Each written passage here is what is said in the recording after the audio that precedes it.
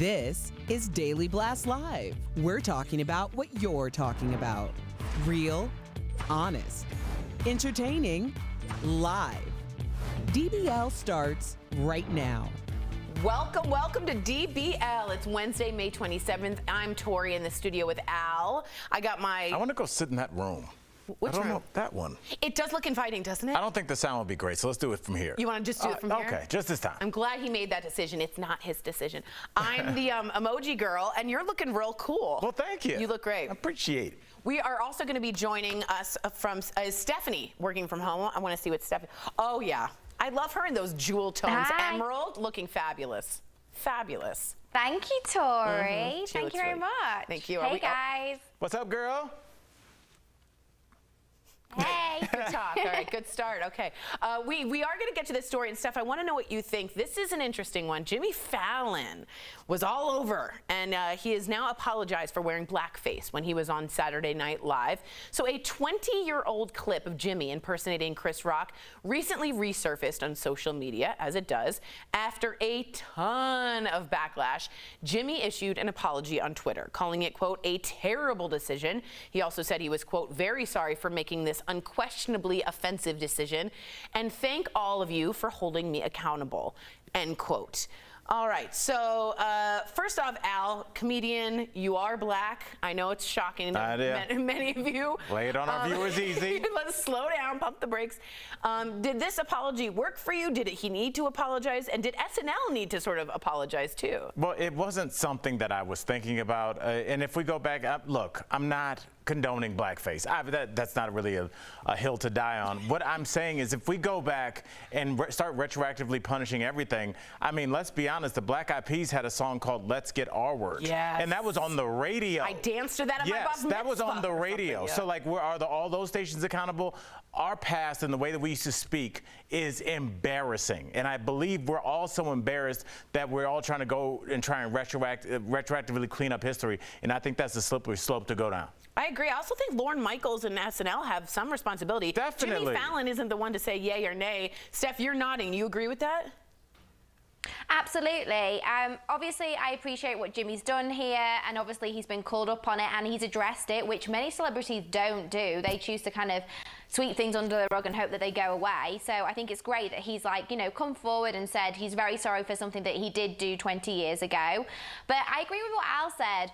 You know, I think we all do things, we say things that we don't necessarily mean, and that years later we look back and absolutely cringe on and think, why did we do that? I think, you know, it's a very human being thing to do. We learn from it, we move on. Yeah. But I also feel as though he's not the only one to blame here. We've got to remember, behind any TV show, our TV show, there are writers, there are producers and researchers. So, you know, this wouldn't have been all on him. It would have been a bit of a team effort at the time. And I think, you know, fair play, he stood up, he's taken it, and he said he's deeply apologetic.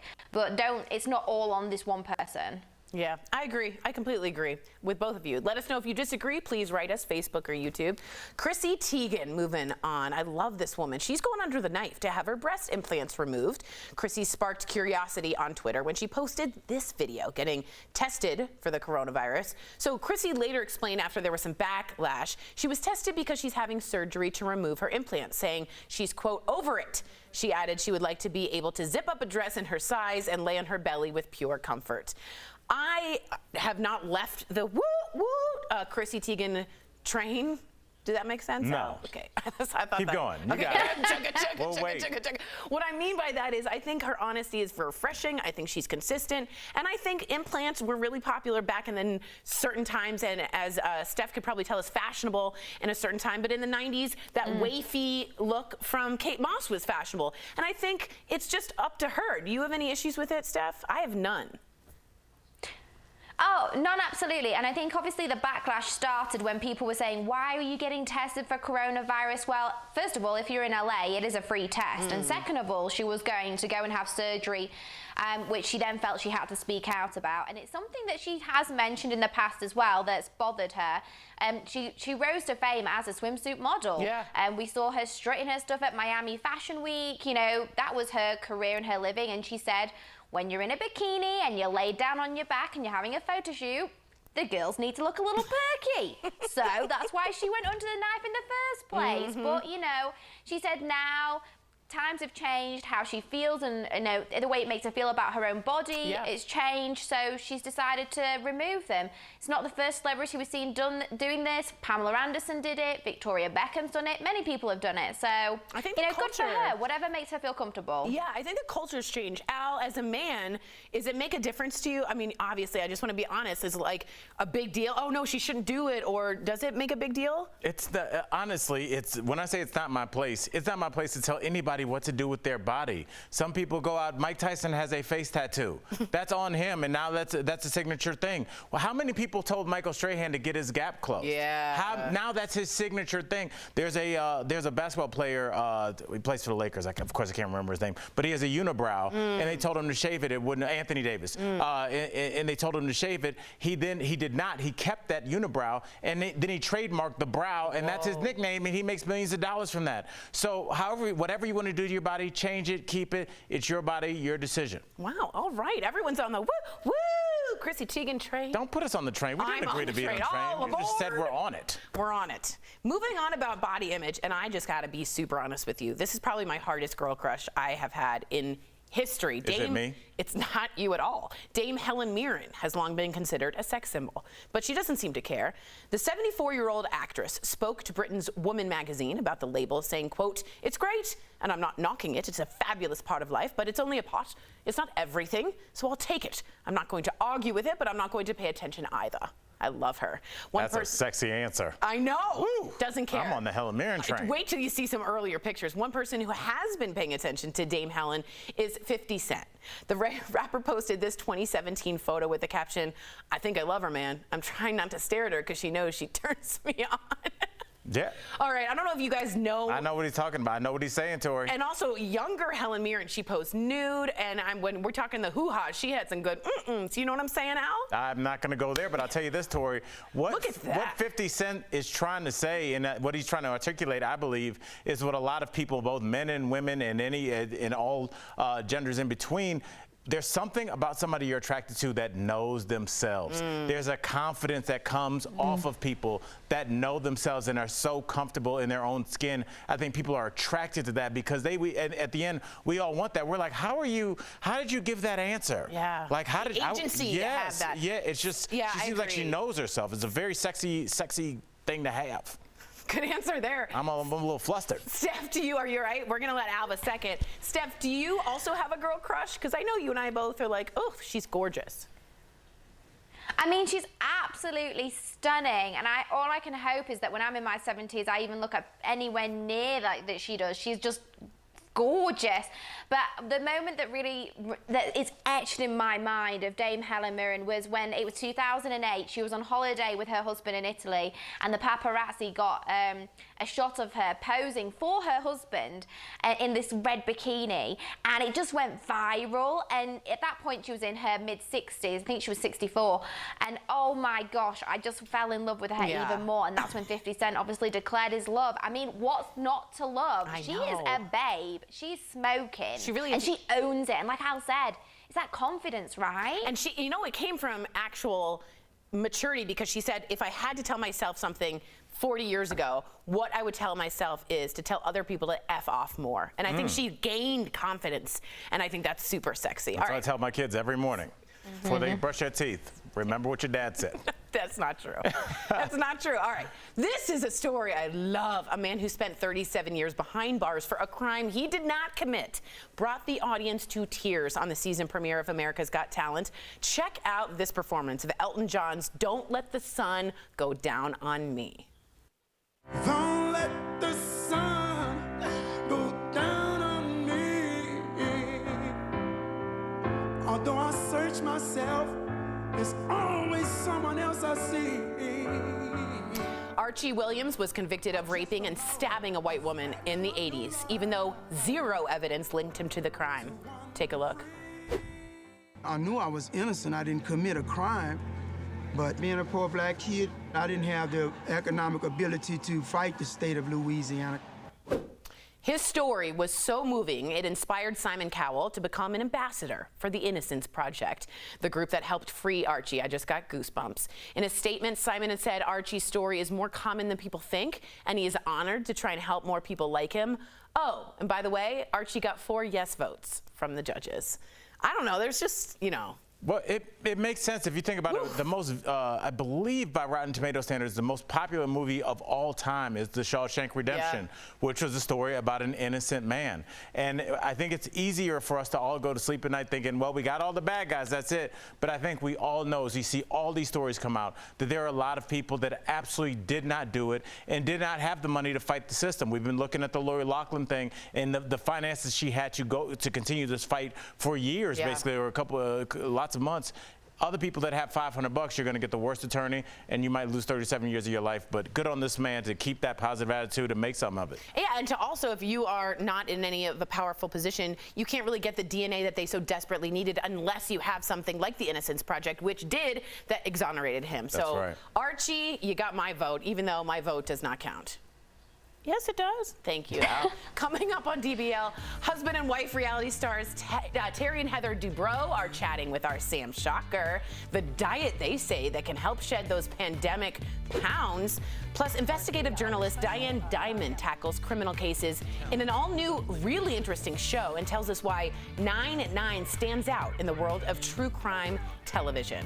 And we have to thank our DBL coworkers who've been working tirelessly from home to make sure our show is new every single day. We love you. We miss you. We'll see you soon. We'll be right back. Closed captioning provided by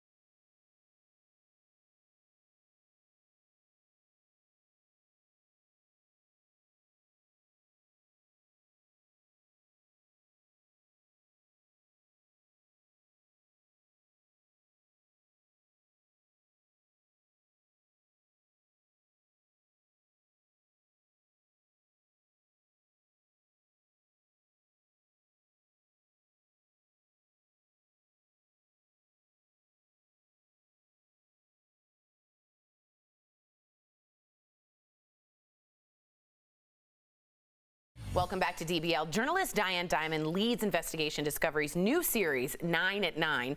It's a special event that covers cases like Brittany Murphy's untimely death to Jeffrey Epstein's criminal past. Lindsay spoke to Diane earlier. Let's take a look. Diane Diamond, welcome to DBL. Hey, thanks, Lindsay. Thanks for having me. So I want to start by talking to you about Brittany Murphy.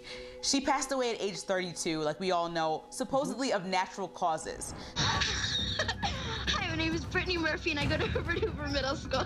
So many suspect foul play still. NID Mystery looks at her case from a new perspective. So what do you think is likely the cause of her death? Tonight, our 9 at 9 special features the Brittany Murphy case. The Los Angeles medical examiner determined that she died at just 32 years old, but her estranged father surfaced after her death, and he ordered up a different autopsy. And guess what it found? It found that there were 10 heavy metals in her body. His theory is that Brittany Murphy and her husband, Simon Monjack, who coincidentally died 5 months after she died of exactly the same thing. Brittany's father believes that they were both deliberately poisoned by the third person who lived in that Beverly Hills mansion, his ex-wife, Sharon. You'll also hear from Sharon, and she will vehemently deny that. I want to talk to you about another case that divided the nation. It was the death of Jeffrey Epstein. So he was arrested for sex trafficking in 2019 and died by apparent suicide in his jail cell, even though he was supposedly guarded at all times. So did Jeffrey die by suicide, or do you think it was all set up? Well, that's the name of our 3-hour special about him, Who Killed Jeffrey Epstein? And you will see that on the night he dies, the cameras in the hallways suddenly didn't work. The 2 guards on duty that were supposed to look at him every 30 minutes and put it in a log didn't do that. He was already on a suicide watch. You always have to have a roommate, a cellmate, in with you to watch you, had suddenly been moved just hours before all this happened. And this is the night that Jeffrey Epstein coincidentally decides to kill himself. It sounds suspicious on its face. And so we walk you through it. We talk about an alternative autopsy that was done on his body. We'll present the facts to you, and you decide what you think. True crime has become a worldwide phenomenon, as you know, because you've been all over it. Why do you think people are so interested in stories like these? Everyone is attracted to the unusual. In my case, I'm fascinated by human behavior. I want to know more about what makes my fellow human beings tick. And I don't think I'm alone in that. It's really frightening sometimes, but always, always, it's educational. And Diane, you're so good at doing just that, giving us education, giving us insight. So we want to thank you so much. I'll be tuning into all of your projects. Thank you very much for having me, and I hope everybody there stays safe during this scary time. Thank you so much. We'll be right back. Watching the news these days can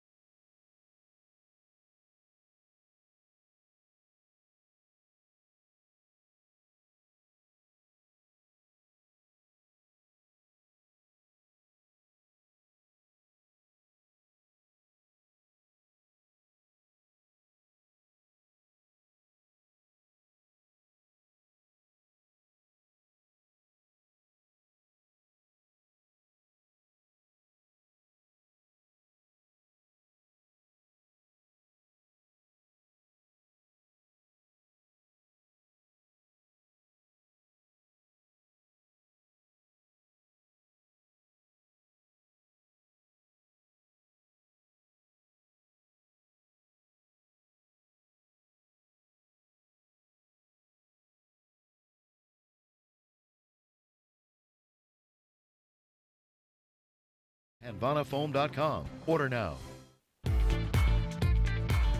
Welcome back to DBL. Reality star couple Dr. Terry and Heather Dubrow are looking out for your waistline. Earlier, the botched doc and former Real Housewife of Orange County, I love her, by the way. She's awesome. She is cool. Do you really feel that way? I do. I watched the show. Okay, good. Told Sam Shocker how to shed some weight you might have picked up in quarantine. I'm going to be watching, so take a look in today's DBL Spotlight. Dr. Terry and Heather Dubrow, so good to see you both. Welcome to DBL. It's been a while. So I'm so glad that you're joining us. You know that I love you. Heather, you joked on your popular podcast that Terry has been practicing social distancing from your kids. Terry, what else have you both discovered about your family under quarantine? That Heather can actually cook. Oh. Sort of, kind of. Who knew? Well, if you ask the kids, maybe not so much, but if you ask me, I think Heather's an amazing cook, and I encourage it. So good. He's a very, very good audience. The kids, not so much. They basically like 2 out of 10 things I make, but you know what?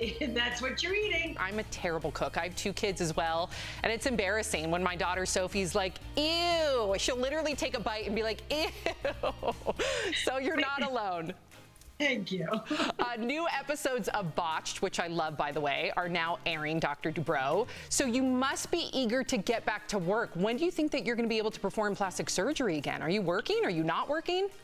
I'm doing essential reconstructive plastic surgery, meaning, the botched type surgery. But, you know, the country's opening up. Beverly Hills is fully open, so I think it's just around the corner before it's all back together again. And I think in order to keep the sanity of our house, you know, you realize that he's been home every day.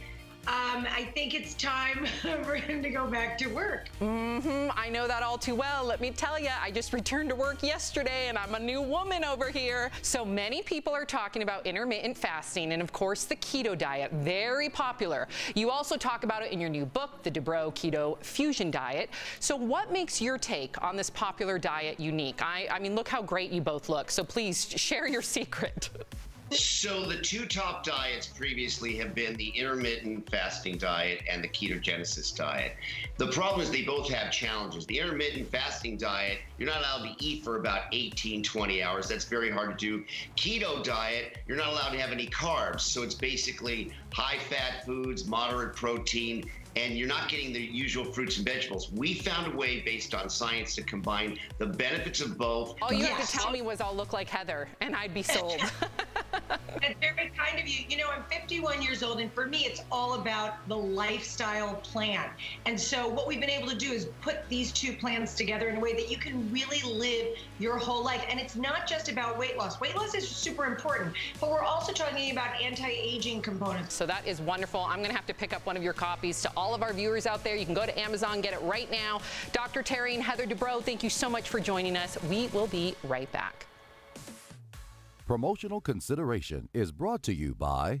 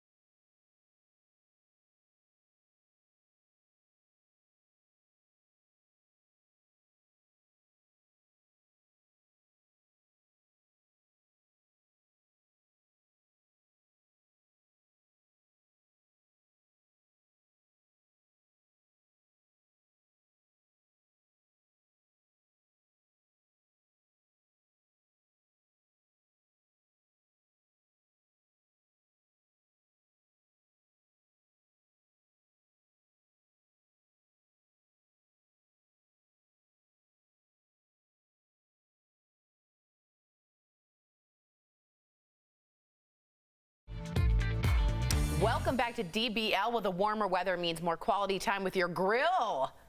Yeah. I thought you were gonna be like, yay. We've got some advice for your next barbecue, though, in today's DBL Health Blast, sponsored by eHealth. So when you grill protein-filled foods like meat and fish, it can cause two unhealthy chemicals to form, known as HCAs. It's common, but the good news is you can avoid it, and we have some simple tips. First is very controversial at DBL. Try adding blueberries or cherries to your burger. They can help prevent those carcinogens from forming. Al is fully against this. Next, you can soak your steak in red wine or beer before grilling to cut the levels of HCAs up to 90%. Also add finally powerful antioxidant herbs and seasonings to your marinade, like rosemary, oregano, or basil. They help protect your body's cells and your taste buds. You know what I'm saying? Yeah, those blueberries. You're still stuck on that. When it comes Can't get past it. No, for affordable quality health insurance, call eHealth at 1-800-850-0679. Yeah, you're going to be with the no on last that two one. tips, I'm with it. But if you don't want to have a barbecue again, Steph, I say you add blueberries. That's your last barbecue, ever. That's the end. Would you ever do it, Steph? Wants a blueberry on a burger. That's just, I mean, Al knows. Al knows. I hate, you call them pickles, I call them gherkins. So a blueberry added to that mix is just going to send me over to the edge. I can't take it. No more. It's a no. DBL's new every day. We'll be back same time, same place tomorrow. Bye, guys.